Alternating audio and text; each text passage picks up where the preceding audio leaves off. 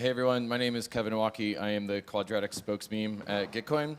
And today we're going to talk about coordination and why we could use Ethereum to build better coordination in the world. And then Austin Griffith, the top Griffith in Ethereum, is going to come up on stage with me and we're going to talk about what we're doing to do that. And I want to tee off my talk with a little bit of an experiment in coordination. And I just want you guys to follow my lead, please.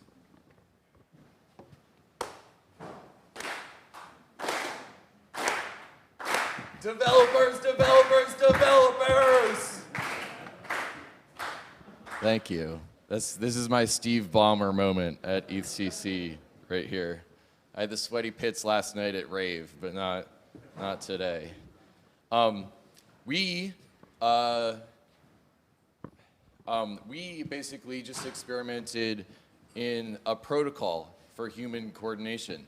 Anytime you've seen someone at a talk and you've raised your hand, or if you have given someone a handshake, or if you have just clapped with me, then you have participated in a protocol for human coordination. We talk a lot about protocols in the blockchain space as being a smart contract-based protocol for human coordination, but there are a ton of non-verbal, verbal ways that we coordinate. And I am obsessed with coordination these days in Ethereum because it's all coordination, and it always has been. We, as humans, compete for resources, but we also coordinate to survive. We're interdependent beings that are using families, companies, DAOs, and markets to survive with each other. And Austin and I are thinking a lot about how we accelerate coordination in the Ethereum ecosystem, in open source, and in humanity at large. But there are constraints with human coordination. There's this thing called the Dunbar's number, which is the number of people that you can form stable social relationships with. It goes up to 5 for close friends, 15 for super family, 150 for a tribe, and beyond that, it becomes really hard to scale coordination because you can't form stable social relationships. So if you think about the amount of discord that can be introduced into a family, there's less people that have to have relationships than when you have a larger group of people. You can have things that go wrong and it becomes hard to coordinate. Trust breaks down. We defect instead of coordinate in the giant prisoner's dilemma. And so it's one of these, it's this coordination failure that I've really been thinking a lot about over the last year. If you think about a group of rational human actors, why would we choose to not have open source software funded? This is a coordination failure that we all rely on open source software and that it's not well funded. It's an irrational coordination failure. Why is it that we have nuclear weapons threatening to blow up the entire planet when no individual citizen would actually choose to have that outcome? But we're living in a dictatorless dystopia in which, for the lack of a coordination mechanism to solve these problems, they endure. So you can almost think of coordination failures as being like an all-powerful demon lord. The meme that's been spread in the Ethereum community is this demon lord Moloch that is causing us to behave in all these irrational ways and have all of these sort of coordination failures when it would be better if we all coordinated to solve these existential problems. It is all coordination, and it always has been. If you think about what the internet did to humanity, we now have communication with people across the world, but we don't have trust with each other. We've evolved for millions of years. The wetware in our brains allows us to coordinate in Dunbar's number and build stable social relationships in a geographic basis. And now we can communicate with people across the world. No fucking shit that social media is toxic right now. We're communicating with people across the world with different priors, different cultural backgrounds, and we've never learned to trust people across the world because of the million years of evolution that we have. So offline, it's just your geographic friends. I got my high school friends, I got my college friends, I got my parents back in Landenberg, Pennsylvania.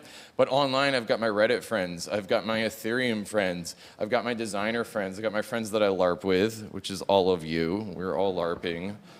And we are now learning to scale trust across the internet. We have a mesh network of trust that indexes on what we're interested in, positive or negative, and instead of just geographic based. So we're building a mesh network of coordination, and that's going to allow us to scale beyond coordinating in a geographic basis And one of the things that's really most exciting to me is that Steve Jobs talks about how technology is a bicycle for the mind. Well, what's the bicycle for the mind that's going to allow us to scale Dunbar's number from 150 people up to 1,500 people?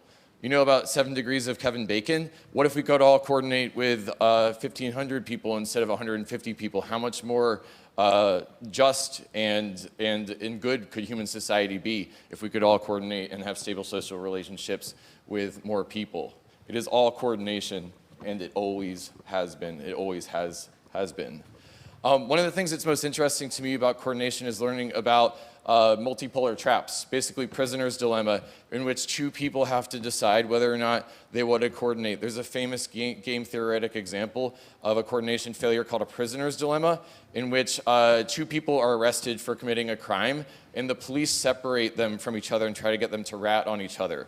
So if person A betrays person B, then they'll get less time in jail. If person B betrays person A, then they'll get less time in jail unless they both rat on each other and they both get more time in jail. But if they all stay silent from each other, or stay silent and don't rat on each other, then they're going to not spend much time in jail anyway because the police don't have as much evidence for them.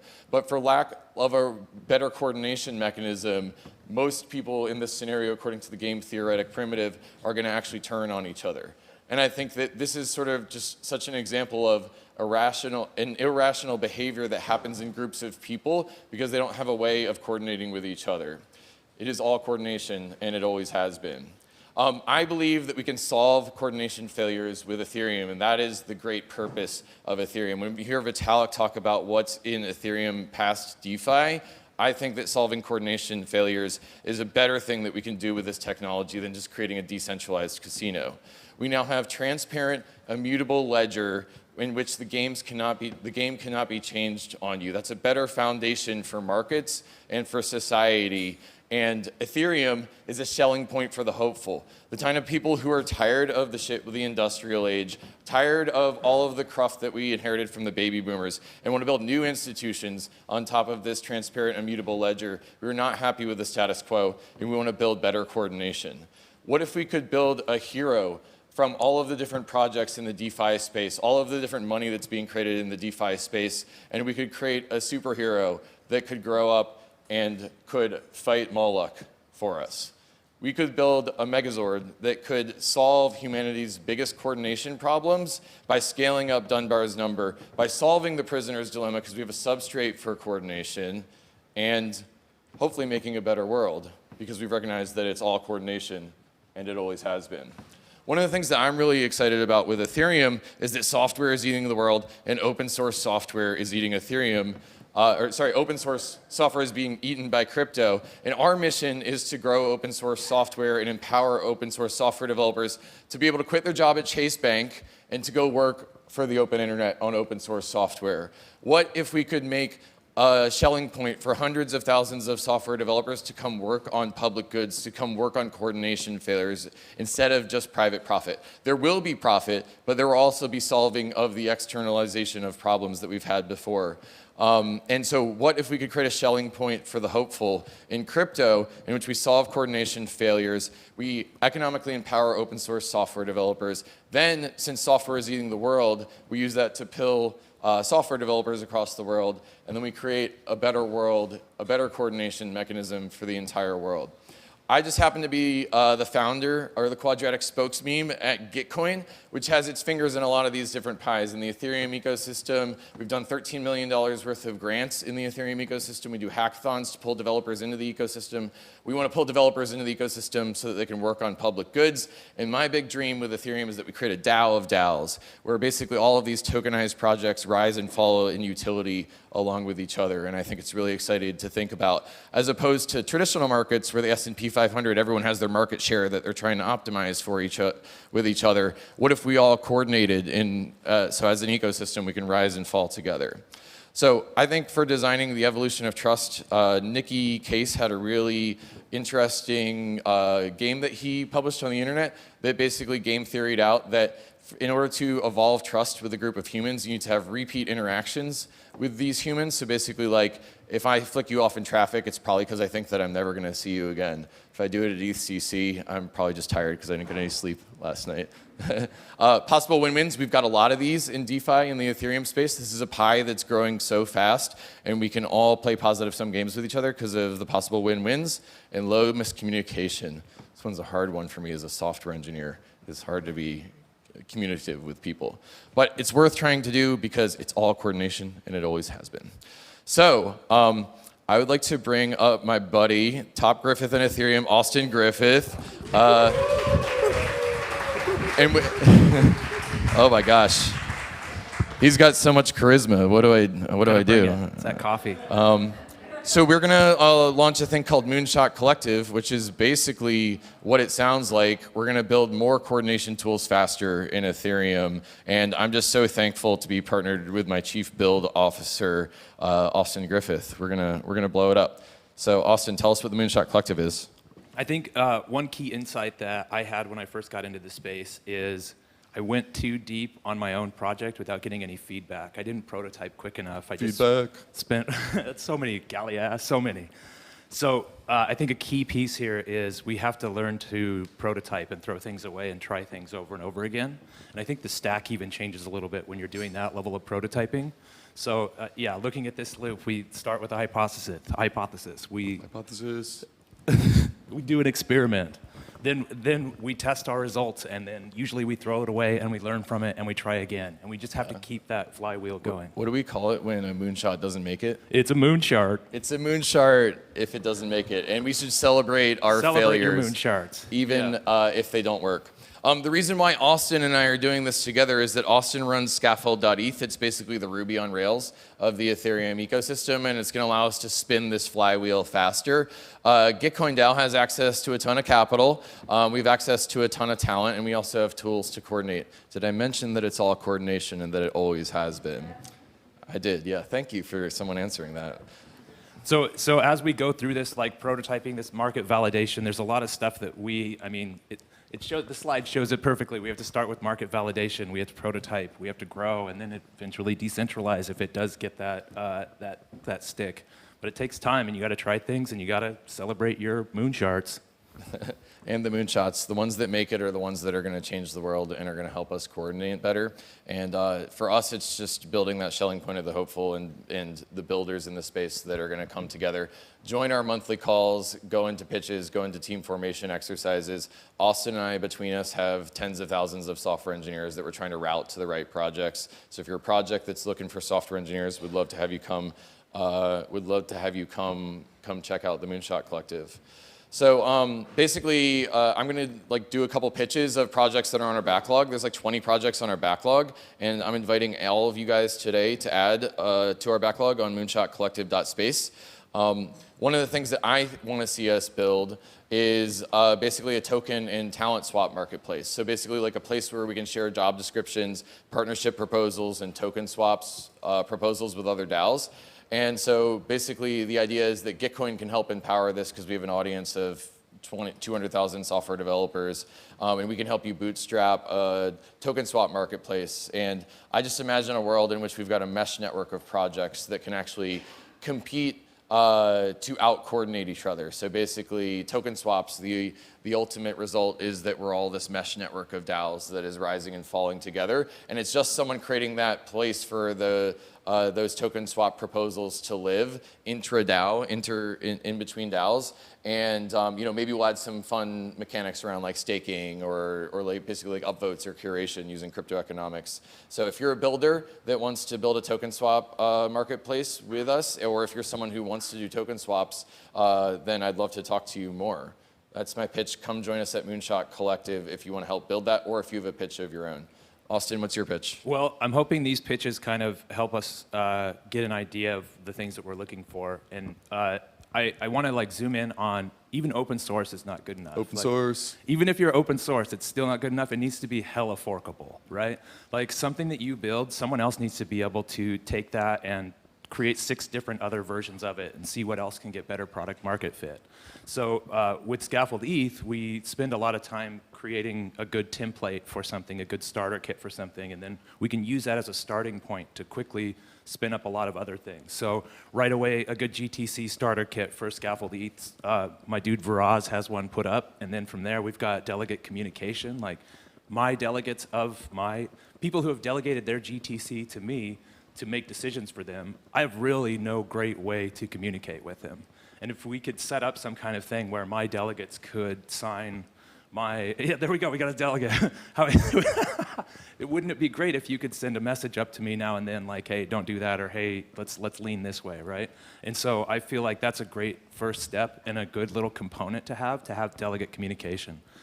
Talking with a ton of people about DAOs now, thinking about generic DAO components and governance components, it's almost always just like a Gnosis safe bootstrapped with something, right? So if we had a good Gnosis safe multi-sig underneath, and then you just have a React app that goes over the top of it, you could create it like a quick little DAO starter kit. I always use the example of like a mood DAO or something where you just throw in your signers and your signers can sign, you know, within the front end, I think the mood of the DAO should be this, and then you get your signers together and they can go one way or the other. So it's a good way for a bigger DAO to even, you know, create a little side module for that.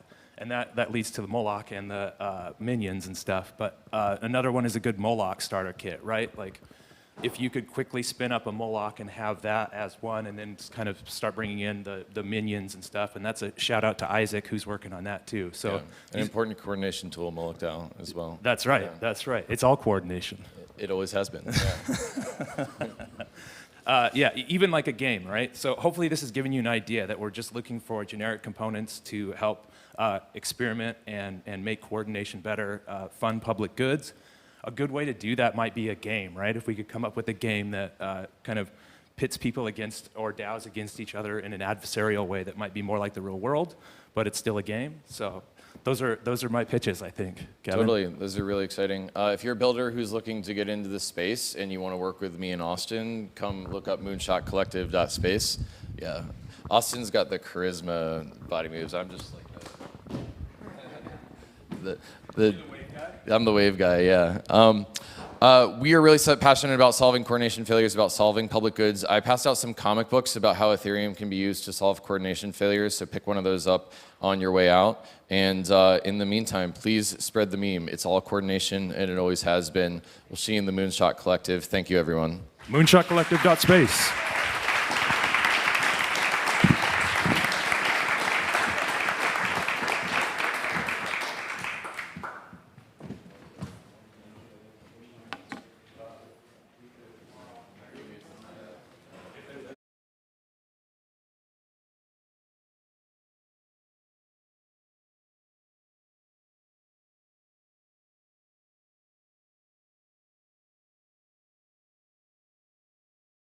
Let's all coordinate to have a Q&A.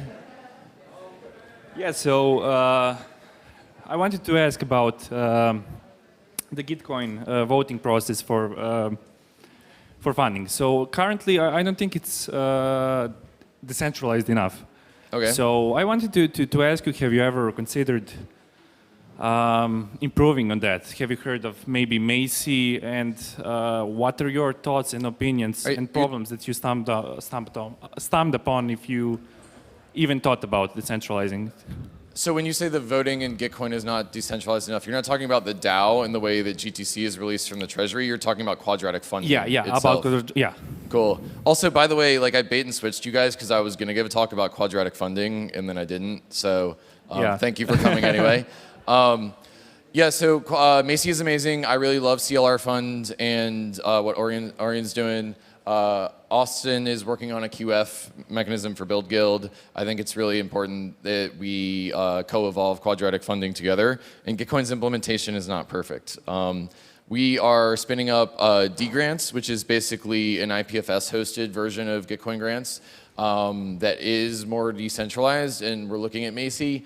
It'll probably take like quarters, not months, to get there. We're like retooling from like 0 to 1, like founder YOLO driven, to being more systematic, and And so we're retooling and launching D grants, I guess is the answer. But it's a fair criticism, and you can check out other quadratic funding tools. It takes an ecosystem to build public goods funding together. Yeah, cool. Thanks for the question. Thank you very much. Yeah. Anyone else have a question? I noticed that Griff Green was out there, so I'm only the second best Griff in the space. Oh. I think we're going to have a Griff off in the hall there.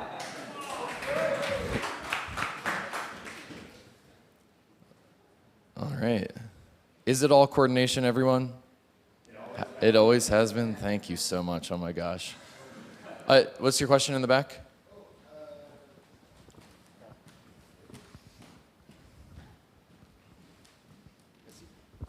On one of your slides, there was like a path of market validation, prototype. This one? Yeah, so you just had market validation first, which, yeah, I was just curious on what you were thinking on what that was for you, and like, and how that happens before you prototype and grow into something. So, yeah, Gitcoin is my 7th side project, and if I had done market validation before I built prototypes, maybe it'd only be my 3rd side project. So I've gotten a lot of licks from building prototypes before market validation, but in reality, this stuff is all iterative, and you can go to growth and realize that you don't actually have true product market fit. So I wouldn't take the linearity of it too seriously. Good question, thank you. If you're a builder, learning how to validate your market is a really big time saver for you. I've built a lot of stuff that no one gave a crap about. So learn to validate your markets if you're a builder. And that's something Austin and I can help with if you join the Moonshot Collective. Hello, citizen. Hey, awesome presentation. Thanks. Curious about the first pitch you gave for a token swap network. Oh yeah. Is the idea there that you want to scale Dunbar's number by having a network of DAOs that swap tokens, and it's royal intermarriage, and we're all working together after that? Is that the approach, or is there another idea behind it? Or yeah, you're more concise than me. That was good. Yeah, inter-DAO diplomacy. So I know there's an article in Bankless that just went live today about the Gitcoin and Akita inter-DAO diplomacy, and that's an adversarial example. But I fucking love Common Stack and Metacartel and all these other regen projects. And imagine that we were all doing token swaps with each other instead of everyone having their own their own token system. You basically have everyone sort of incentivized to work in between DAOs and not just within the DAOs that there are. And it's the brotherhood of many banners, kind of thing. And I don't mean to gender it at all. I just mean I want us all working together to solve coordination problems as an ecosystem and rising and falling together. So yeah, that's the end game of it. But this is just kind of an Owocki pitch. Whoever whatever builder we join, we can give some funding to and some coaching, and we can kind of discover it together. I've got DAO token swap proposals that have been proposed to Gitcoin DAO, and I'm assuming every other DAO out there probably has similar things going on. So what if there was a Schelling point where it was all happening out in the open, and we could kind of copy templates and proposals from each other? It seems like it's something that could push the space forward to me. But yeah, come find me later and we'll nerd out on it. When's the first meeting? Oh gosh, I'm such a bad chiller. Every month we're gonna have a Moonshot Collective pitch meeting, and the first one is on Monday after ETHCC. So if you join moonshotcollective.space, Austin and I will invite you to the meetings. It's like an hour per month minimum to just be involved in the project. So it's not a big commitment. And you get to hang out with me in Austin. How much more time do I have? One more question, maybe? Last one? Yeah, last one. Cool. Anyone have a question? So I want to help growing projects out of the collective. How should I get involved? Sorry, I didn't quite hear the question. You want to help? You want to? I would love to help growing projects out of the collective. How should I get involved, or how can I get involved? Yeah, so for one, if you just sign up to the email list on the website, that's number one. Done. And then if you show up to the first meeting, then just give your pitch, and Austin and I can kind of take it from there. We're gonna spend a lot of time on pitches for the first meeting and just team formation and stuff. Alrighty. Are you asking me a question, or are you just returning the mic? No, it's okay. Okay. It's okay. Cool. Thank you. Thanks everyone for your time. I will see you in the lobby. I love Ethereum and I love you all. Goodbye.